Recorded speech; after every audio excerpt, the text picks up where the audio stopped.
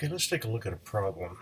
We did this problem in class the other night where we looked at doing a series parallel reduction of what looks like a very messy circuit here, but it ended up being not a difficult problem to do, but very time consuming and a little bit arduous. And I mentioned during the class that this problem could easily be solved in Excel. So let's take a look at how we would set this up in Excel to do this problem. So what I did over here, you can see that I've created an array. Let's go ahead and identify it here. I'll put some boxes around it. Sometimes it makes it easier to see. The array is set up so that I just kind of arbitrarily named the resistors R1, R2, and R3. So those three resistors become the first three resistor values that we're going to work with. And what they will equate to is the first equivalent resistor value. So let's just go ahead and I'll go ahead and highlight them here a little bit so we know which three resistors we're talking about. So if I call them R1, R2, and R3, the 560, 560, and the 1K, and I just start entering my values then into the cell, 560, 560, 1K. So you'll notice up here on the formula line, those values appear as I start entering them.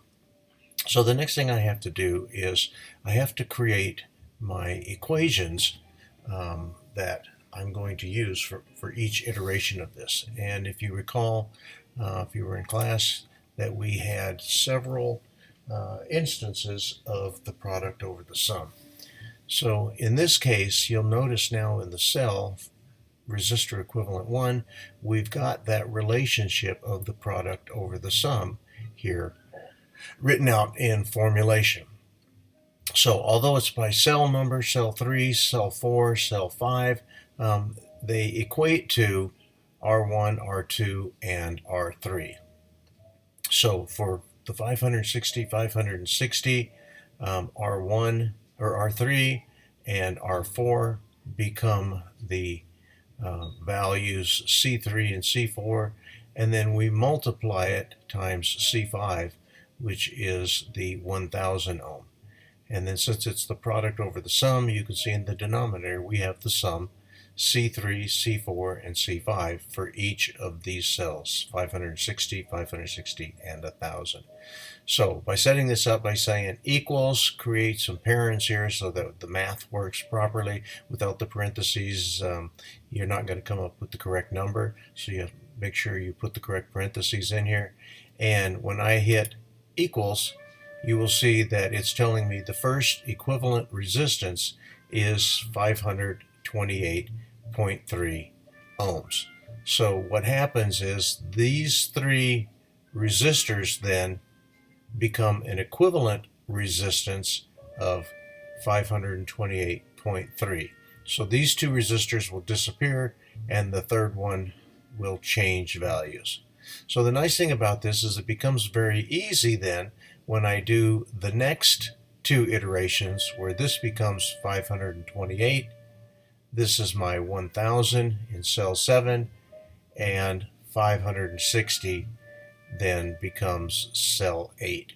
So when I enter those values in, 528, which was calculated, 1000, and 560, all I have to do is go back up to that cell number 6 and do a copy and then paste it in. And when it does, you'll notice all of the cell numbers change. So now it becomes cell 6, 7, and 8 in our product over the sum. And now it is telling us that this section is gone, now this section is gone, and this equivalent becomes our equivalent 2, which now has an equivalency of 409.8.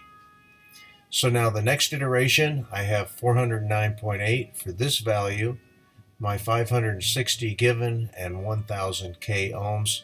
And we can see 409, 560, and 1000 are there.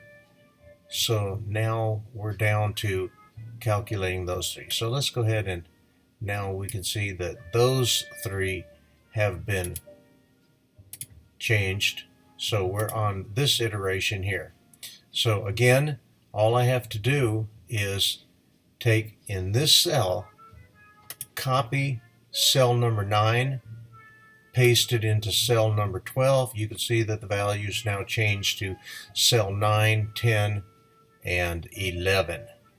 And that will give me my equivalent resistance now of 492.3. So that be this 1000 value, this 1 k ohm value becomes that value.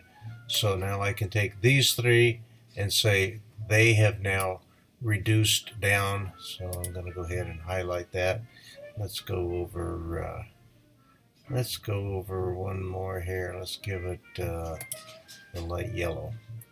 Okay, so now we're down to this is gone, this is gone, this is gone, and I have an equivalent here. So now I have one more to do here that becomes our equivalent 3, which is that value. Okay, so now I'm going to have 492.3, 560, and 910. Now when I copy cell number 12 and paste it into cell number 15, I now have an equivalent of 488. So all of these resistors now are all gone, and I have one resistor left here that is an equivalent of 488. So let's go ahead and highlight those three so that we know that they are in fact gone. And so the next three then become the equivalent 488, my 56 ohm, and my 460 ohms. So this last iteration is telling me that I then have a equivalent or total resistance when I copy cell number 15 into cell number 18. You'll notice the cells updated, C15, C16, C17, the product over the sum, and I get an equivalent or total resistance of 275.9, which in essence becomes that relationship right there. So now what I end up with is my source value, 60 volts, a equivalent resistance here of 275, and I have reduced it down to showing that value. Okay, so these were the last three that we did right here. Let's go ahead and highlight them. I'll make it kind of a light blue color again, and then this becomes our equivalent value. So we'll make that, let's see, let's give it that color. That's a little different. Okay, so the way to use Excel to do a long and complex time-consuming problem, that really becomes a little programming effort. The nice thing about this is if you wanted to change any of these values, you can simply go into the table here, into the array, and change these values. And in doing so, you will notice how the value of the total resistance will change with respect to those. So I hope that helps. I hope that in the future, maybe you'll pull out Excel for a long problem like this and test your skills and build your skills using Excel.